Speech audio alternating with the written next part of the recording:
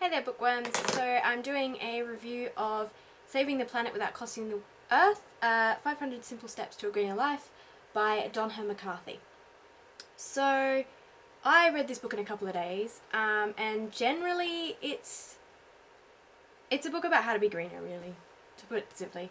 But it's actually a really good book. I picked it up and thought, oh, it's another book, let's give it a try, let's see how it goes. Dunno.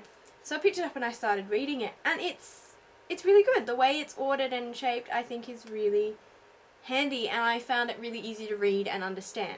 So generally it's split up into about 10 different chapters. Each one explains a different sector of your life that you could make improvements on. For example, so there's waste not, want not, so that's, it's about your rubbish and things like that. There's positively fueling our lives, so that's, fuels and driving in cars and things like that. Saving the planet at work, so what you can be doing at your workplace to help, things like that. So the layout of the book is each of those different chapters, but each chapter starts off with a little story or a few pages about Donna and his life and how he's been environmentally friendly in his life relating to that particular topic. So there's, in the one about waste, he talks about how he noticed there was heaps of waste in his neighbourhood and the things he did personally to cut down on his waste.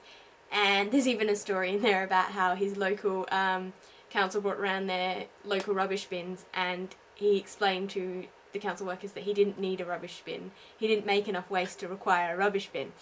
And they said, no, you need this rubbish bin. He said, no, I don't need a rubbish bin. They said, no, it's a new one. You can't use your old ones. And he tried to explain to them that he doesn't require it, and they couldn't quite understand that, and it was quite interesting. So he starts each chapter with a kind of funny story or some sort of life experience that he's had relating to that topic. Something he might have done, something he might have been part of, suggestions he made, things he's learnt along the way about it, and he gives lots of little hints like, with the work one, don't get frustrated at people if they don't quite understand where you're coming from, because to them they feel like you're pushing an idea on them and things like that. So, it's about people skills as well as helping the environment, which I thought was really good, because a lot of the time they just say do this, do that, do this and you'll be greener.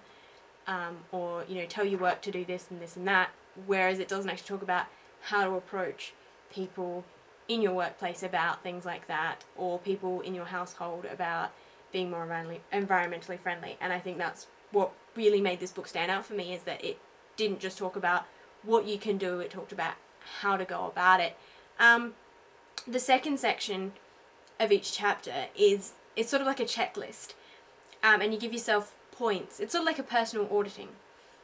I think generally the idea of the book is pretty much an auditing of your life and to see how environmentally friendly you are. So the second half of each chapter is pretty much a list of a checklist of things you could be doing to make your life greener, and you allocate points to it. So, if you do this thing a lot, you allocate 3 points. If you don't do it at all, you allocate yourself 0 points.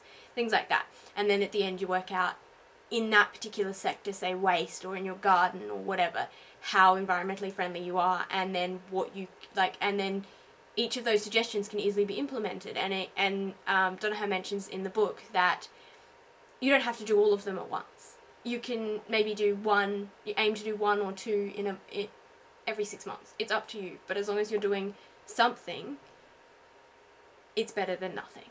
And I think that was another part of the book that I liked as well, was that it wasn't, you should do this in 1 year, you should make all these changes right now. It was, go at your own pace, maybe make one change and plan to implement it in 6 months, and then the next 6 months make another change and implement that within that 6 months. But as long as you're doing something and implementing it and trying to keep it as a permanent fixture in your life, make that change, you're doing well. You're already ahead of the people who haven't done anything at all. So I think that's what was good, because it wasn't just, do it all now, you're really bad. It was really encouraging, it was a lot about people and emotions, and I think that's what a lot of environmental books lack, but this really had, and I think it's a great book, and I recommend you read it, even if you might not do those things, or you might not be hugely environmental. It's interesting, because it tells you little things that you would pick up on, like water. It makes sense when you think about it, but watering your plants try and water them on the ground kind of thing instead of the leaves, because they'll just evaporate off the leaves. The leaves don't need the water, it's the roots that need the water. So you water the plants on the ground, not the leaves. And I mean, when I read that, I thought, yeah, that makes so much sense. But before that, I wouldn't have thought about it. Just like, yeah, water plants, whatever. I wouldn't have thought about it.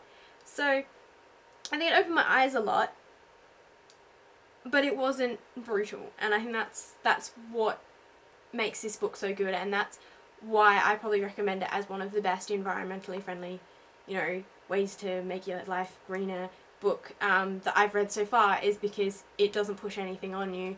It helps you to keep things going and to keep people interested and to keep your connections, really, to help you approach people about things and how to do it in a sort of socially acceptable manner, if that makes sense. So yeah, I highly recommend this.